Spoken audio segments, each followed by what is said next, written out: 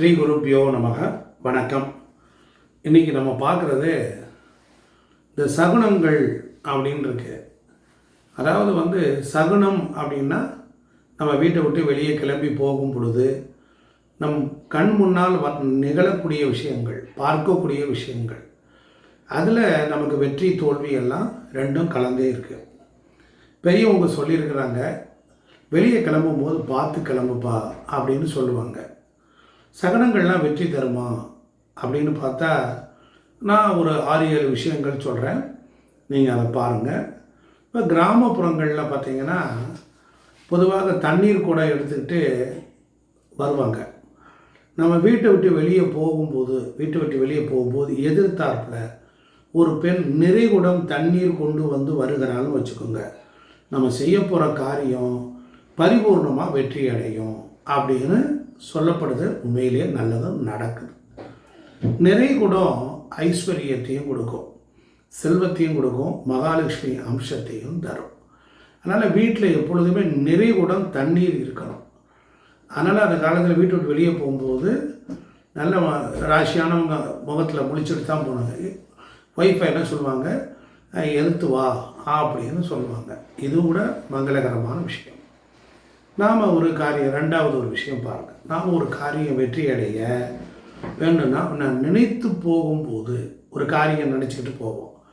அந்த காரியம் நல்லபடியாக நடக்க வேண்டும் அப்படின்னு மனசார நம்மை வாழ்த்தக்கூடிய, நமக்கு சிரித்த முகத்தோடு வழியனுப்பக்கூடிய முகராசி உள்ள நபர்கள் எதிர்த்து வந்தால் அந்த காரியம் வெற்றி அடையும். இதுவும் இன்றைக்கு வரைக்கும் நம்பப்படுது. மூணாவது, நம்முடைய முன்னோர்களின் அடையாளமாக இருக்கக்கூடியது காகம்.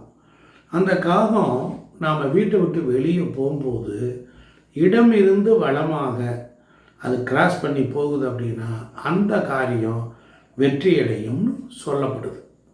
நாலாவது, நம்ம வீட்டை விட்டு வெளியில் போகிறோம், எதிர்த்தாப்பில் நிறை மாத கர்ப்பிணிகள் அவங்கள பார்த்துட்டோன்னு வச்சுக்கோங்க, அது ஒரு பெரிய விசேஷம் அப்படின்னு அர்த்தம்.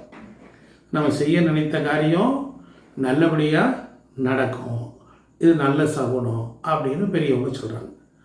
இப்போ நம்ம ஒரு காரியத்திற்காக வீட்டை விட்டு வெளியே போகும் பொழுது எதிர்த்தாப்பில் ஒரு பிற ஊர்வலத்தை எதிர்த்து வருது, இல்லை நம்ம பார்க்குறோம். அப்படி பார்க்கும் பொழுது அதுவும் நல்ல சகுனமாக இருக்கிறது. ஆறாவது, நம்ம திருமணம் போன்ற சுப நிகழ்ச்சிகள் நடக்க வேண்டும் அப்படின்னு நினைச்சோம்னா குலதெய்வ வழிபாடு ரொம்ப அவசியமானது. குலதெய்வத்தை மனதில் நிறுத்தி வேண்டிக் கொண்டு செய்யக்கூடிய காரியங்கள் நிச்சயம் நடக்கும் என்று நம்பப்படுது.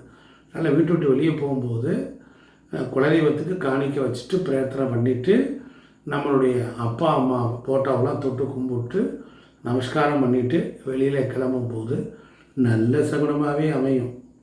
அதே போல் நீங்கள் நம்ம வீட்டில் இருக்கக்கூடிய பூஜை அறையில் பயன்படுத்தக்கூடிய காமாட்சி விளக்கு இருக்கும்.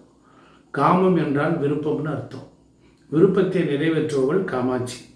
காமாட்சி விளக்கு இருந்தால் அந்த விளக்கேற்றின காமாட்சி அங்கே பொருந்திடுவாள். அப்போ அந்த எண்ணெய் இருக்கும், அதை லேசாக எடுத்து தொட்டு நெத்தியில் வச்சுட்டு நாம் போனோம்னா போகிற காரியம் சித்தியை கொடுக்கும். சுபகாரியம் ஏதாவது செய்ய தொடங்குவதற்கு முன் வீட்டில் எந்த காரணத்தை கொண்டும் லட்ச கட்டாதீங்க, சண்டை போடாதீங்க. சண்டை போட்டுட்டு நீங்கள் எங்கேயாவது வெளியில் போகவே கூடாது. போனீங்கன்னா போகிற காரியம் விளங்காது. சண்டை போட்டுட்டு வீட்டில் உள்ளவங்களுடைய கண்ணீரும் கம்பளத்தையும் தொடங்கின காரியம் இது வரைக்கும் நடக்கலை, பாதியிலே போயிருக்கு. இந்த சகனங்களை எல்லாம் நீங்கள் தெரிந்து வைத்து கொள்ளணும். நம் வாழ்வில் பார்த்து நடந்து வந்தால் நம் வாழ்க்கை ரொம்ப சிறப்பாக இருக்கும்.